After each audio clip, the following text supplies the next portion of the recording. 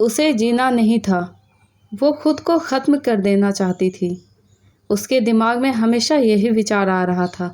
उसने डिसीजन भी ले लिया था, सिर्फ अंत कैसे करे इसके बारे में सोच रही थी। चारों ओर अंधेरा ही अंधेरा था। अपने ही सोच में मग्न पूर्वी नीचे बैठकर बहुत वक्त तक ऐसे ही बैठे फर्श की तरफ एकटक देख रही थी। पति के धोखेबाजी से पूर्वी अंदर से टूट गई थी। उसके बोले हुए वह शब्द पूर्वी के दिल में घाव कर रहे थे।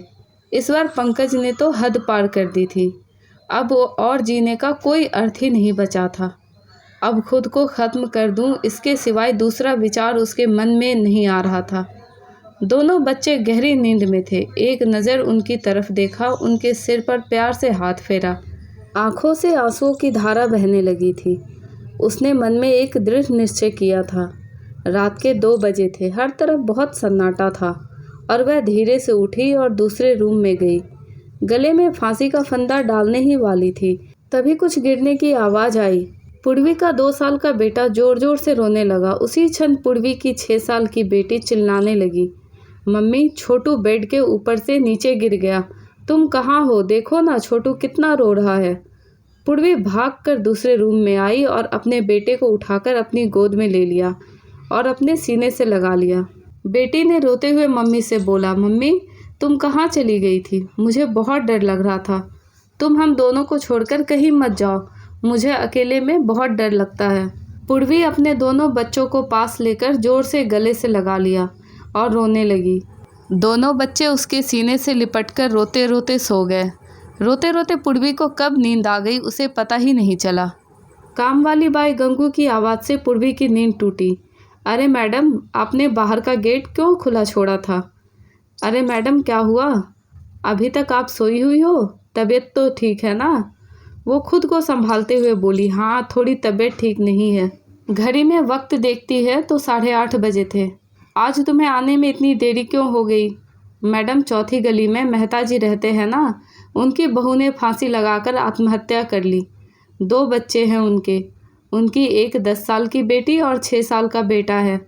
यह सुनकर पूर्वी के कलेजे को धक्का लगा और अपनी साड़ी ठीक करके उसने पूछा, कब हुआ? गंगू ने बोला, रात को हुआ मैडम। मैंने ऐसा सुना है कि उसके पति की दूसरी औरत से संबंध थे। कमबख्त अभी तक नहीं आया।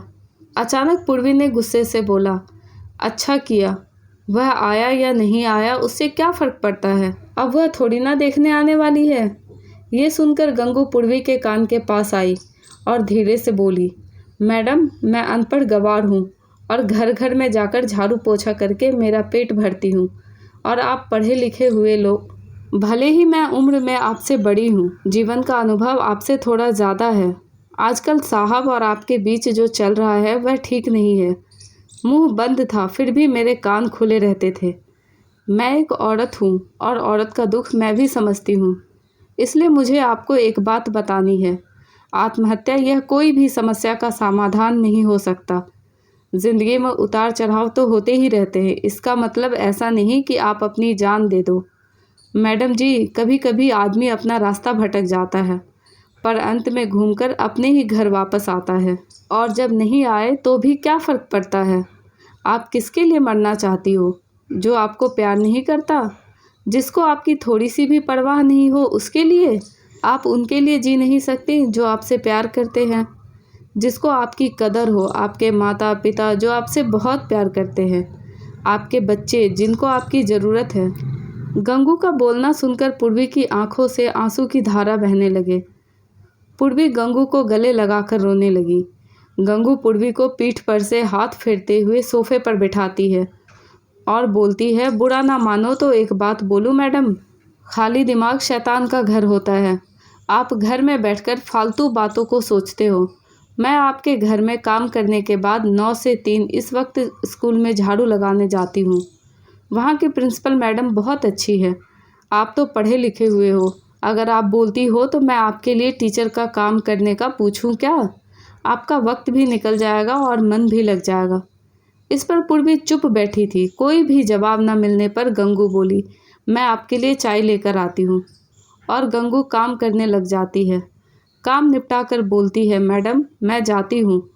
उतने में पूर्वी उससे बोलती है, रुको गंगू, तुम स्कूल में मेरे लिए पूछना। यदि संभव हो तो प्रिंसिपल मैडम का नंबर मुझे ला कर दो। गंगू के चेहरे पर खुशी का भाव दिखा। गंगू पूर्वी के पास जाकर बैठी और धीरे से बोली, मैडम, मैंने दूसरे रूम में बेड पर स्टूल रखा हुआ देखा था। ऐसा आप कभी मत करना। यह आपका घर है। इसे बचाने के लिए आपसे जो हो सके वह कीजिए। बिना लड़े आपने हार मान ली?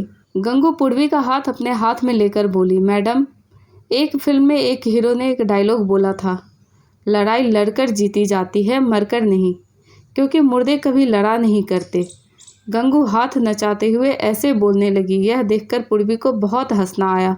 गंगू का बोलना सुनकर पूर्वी का मन हल्का हो गया और उसे एक नई आशा की किरण भी दिखी। वह अलमारी में से अपनी सर्टिफिकेट निकालने लगी।